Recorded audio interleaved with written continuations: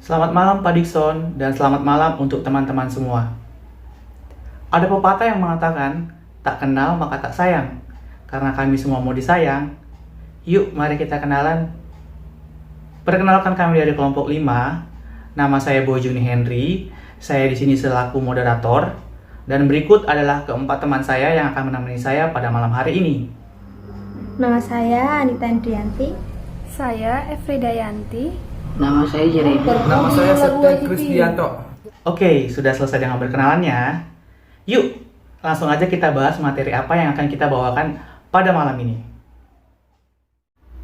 Oke, jadi pada malam hari ini kelompok kami akan membawakan materi tentang analisis kebijakan pembangunan pangan dan pertanian di Indonesia. Yuk, kita bahas mengenai ketahanan pangan di Indonesia. Sekalipun saat ini di Indonesia telah berhasil mencapai swasembada beras, namun ketahanan pangan masih menjadi salah satu prioritas pembangunan. Kenapa demikian? Karena pangan merupakan kebutuhan dasar manusia yang tidak dapat disubstitusikan dengan bahan lain. Sementara itu, pertumbuhan penduduk di Indonesia semakin meningkat, memerlukan penyediaan bahan pangan dalam jumlah yang sangat besar. Namun di sisi lain, kapasitas penyediaan bahan pangan justru menghadapi banyak tantangan.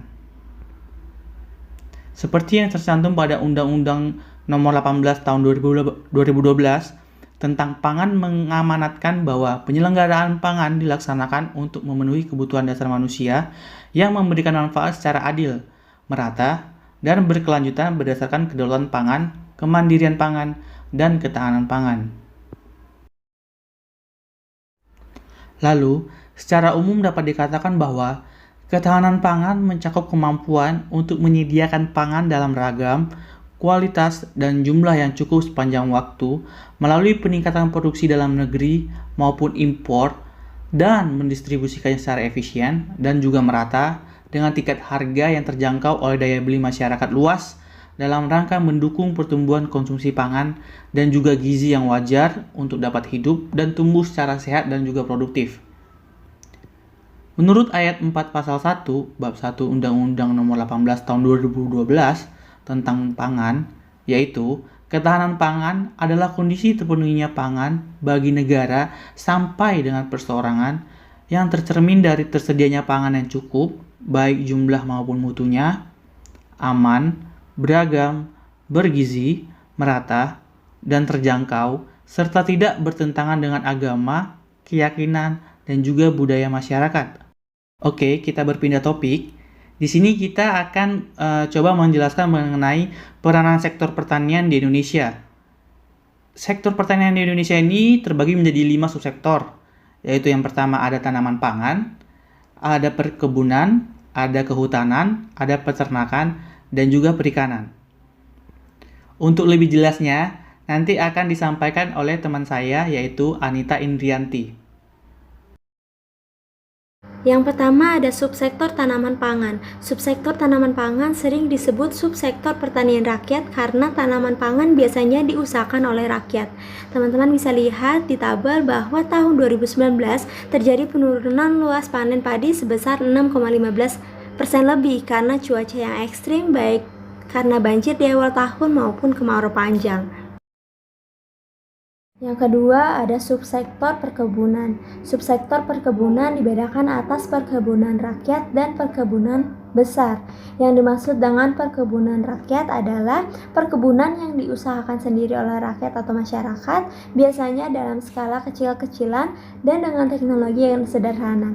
Sedangkan perkebunan besar adalah semua kegiatan perkebunan yang dijalankan oleh perusahaan-perusahaan berbadan hukum. Teman-teman bisa dilihat di tabel bahwa minyak sawit memiliki angka terbesar dalam produksi perkebunan besar dibanding jenis-jenis tanaman lainnya. Pertumbuhan ini tampak dalam jumlah produksi dan ekspor dari Indonesia dan juga dari pertumbuhan luas area perkebunan sawit. Yang ketiga ada subsektor kehutanan. Subsektor kehutanan terdiri dari 3 macam kegiatan, yaitu penebangan kayu, pengambilan hasil hutan lain, dan pemburuan. Nah, teman-teman bisa dilihat lagi di tabel bahwa tahun 2016, 2017, 2018 jenis kayu akasia memiliki angka terbesar produksi pembudidaya tanaman kehutanan. Nah, kenapa jenis akasia ini memiliki angka terbesar? Karena pertumbuhan pohonnya yang cepat, kualitas kayunya yang baik, dan kemampuan toleransinya terhadap berbagai jenis tanah dan lingkungan. Yang keempat, ada subsektor peternakan. Subsektor peternakan mencakup kegiatan berternak itu sendiri dan pengusaha hasil-hasil yang meliputi produksi ternak-ternak besar dan kecil dan hasil pemotongan hewan. Lalu di tabel produksi daging sapi bisa dilihat teman-teman, di tahun 2017 memiliki kurang lebih sekitar 486.319 ton. Nah, di tahun 2018 mengalami peningkatan sebesar 497.971 ton. Akan tetapi di tahun 2019 mengalami penurunan sebesar 490.420 ton. Penurunan daging sapi tentu tak lepas dari rendahnya populasi sapi secara nasional. Yang terakhir ada subsektor perikanan. Subsektor perikanan meliputi semua hasil kegiatan perikanan laut, perairan umum, dan pengolahan sederhana atas produk-produk perikanan. Bisa dilihat di tabel tahun 2012 sampai tahun 2017 mengalami peningkatan produksi perikanan. Peningkatan tersebut salah satunya dipacu oleh bertambahnya jumlah kapal perikanan. Di tahun 2017, KKP telah memberikan bantuan kapal perikanan sebanyak 755 unit. Selanjutnya akan dijelaskan oleh teman saya. Selanjutnya ada 7 strategi dalam pembangunan pertanian. Yang pertama, memposisikan pertanian sebagai leading sektor dalam pembangunan nasional, yaitu memposisikan pertanian sebagai leading sektor harus diperjuangkan dan dimasukkan dalam rencana pembangunan jangka panjang. Di era yang lama, hal ini dimasukkan dalam garis-garis besar haluan negara. Statement politik ini sebagai landasan utama yang merumuskan kebijakan makroekonomi yang berpihak dan memberikan prioritas pada pengembangan pertanian yang didukung oleh semua sektor pembangunan. Yang kedua, memperkuat database potensi sumber daya nasional untuk pembangunan, yaitu pertanian yang terdiri dari sumber daya lahan, laut, perairan, teknologi, komoditas kelembagaan, infrastruktur, sumber daya manusia, ekspor-impor, konsumsi, industri pengolahan, populasi ternak, tingkat harga, dan sumber daya lainnya perlu direkam dan didokumentasikan dalam suatu database.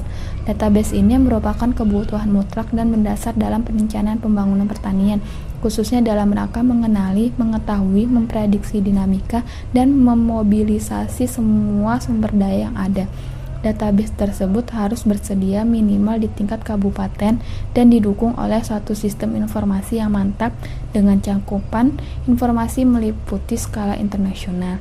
Yang ketiga, peningkatan mutu sumber daya manusia, yaitu berbicara mengenai SDM pertanian seringkali hanya dikaitkan dengan petani dan pegawai kementerian. Padahal SDM pertanian mempunyai cakupan yang lebih luas.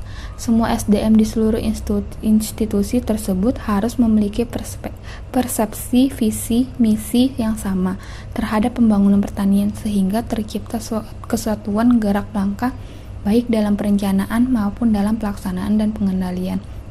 Dan dengan demikian akan terjadi suatu penguatan SDM secara simultan di semua lini, sehingga secara serentak dan bersama-sama maupun mendorong dan mempercepat proses pembangunan pertanian. Selanjutnya akan dibacakan oleh Jeremy. Poin berikutnya yang akan saya jelaskan adalah konsolidasi pemilikan dan distribusi faktor produksi terutama lahan. Lahan merupakan faktor produksi dan aset pertama dan utama dari usaha pertanian.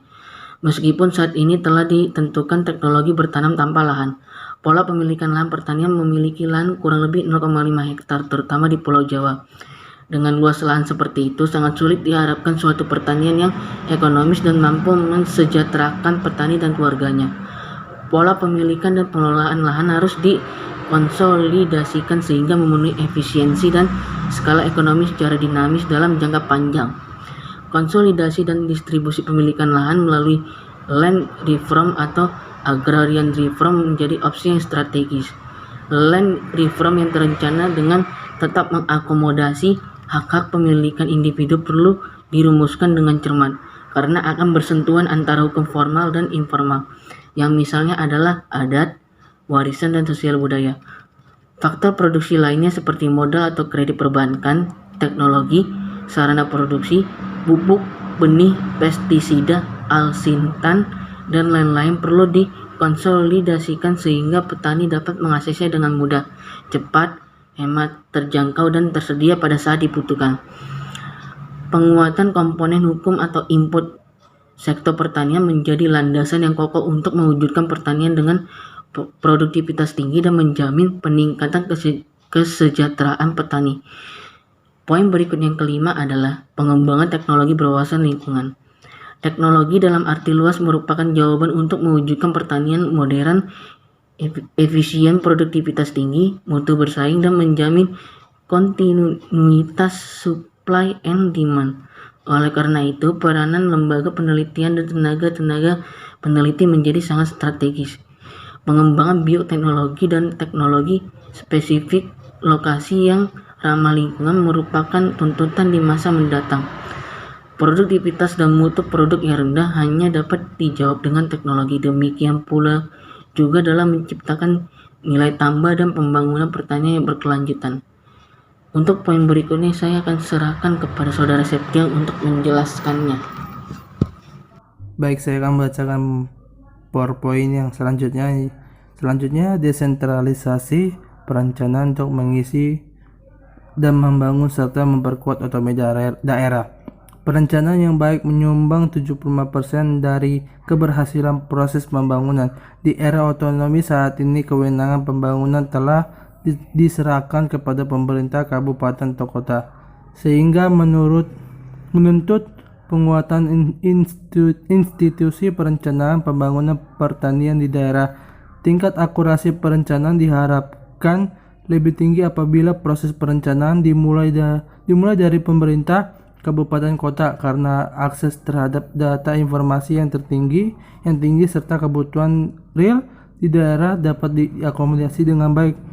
Pola bottom up plus desentralisasi perencanaan diharapkan akan lebih mampu, lebih efektif, akurat, dan dapat menjamin tercapainya sarana pembangunan. Lanjut di pengembangan komoditas pertanian strategis. Komoditas pertanian yang seharusnya dikembangkan adalah komoditas yang dapat memenuhi ketahanan pangan nasional yang dinamis, komoditas yang mempunyai potensi yang besar dan diusahakan secara massal oleh masyarakat lah yang seharusnya menjadi prioritas untuk dikembangkan. Komoditas tersebut produksi untuk mencapai swasembada dan tidak bergantung impor, seperti beras, gula, daging, minyak goreng, dan kebutuhan dasar lainnya. Di samping itu, komoditas yang berorientasi ekspor dan memiliki komparatif dan kompetitif advantage tinggi perlu menjadi prioritas untuk dikembangkan, termasuk berbagai komoditas tradisional yang menjadi ciri khas produk Indonesia seperti tanaman, obat-obatan, dan jamu-jamuan. Jadi, hasil dari materi malam hari ini, kami menarik kesimpulan bahwa cukup gencarnya program diversifikasi pangan sebagai salah satu upaya mempertahankan swasembada beras nasional telah menimbulkan adanya pergeseran dalam konsumsi pangan, terutama pangan karbohidrat. Dalam hal ini, Indonesia harus lebih serius lagi dalam membangun sektor pangan, pertanian dan basis sumber daya alam, serta potensi ekonomi domestik lainnya dengan langkah pemihakan dan investasi yang dapat menciptakan pengganda pendapatan atau income multiplier bagi segenap lapisan masyarakat yang ada di Indonesia. Kebijakan ini tentu tidak akan berhasil apabila tidak ada political will dari pemerintah untuk memperbaiki kehidupan para petani kita. Nah, teman-teman, sekianlah presentasi dari kelompok kami. Apabila ada salah kata dalam pengucapan, kami mohon maaf. Untuk pertanyaan akan kita buka di sesi Zoom Class bersama dengan Pak Dikson. Baiklah, dengan ini kami akhiri presentasi kami. Kami ucapkan selamat malam dan salam sejahtera untuk kita semua. Terima kasih.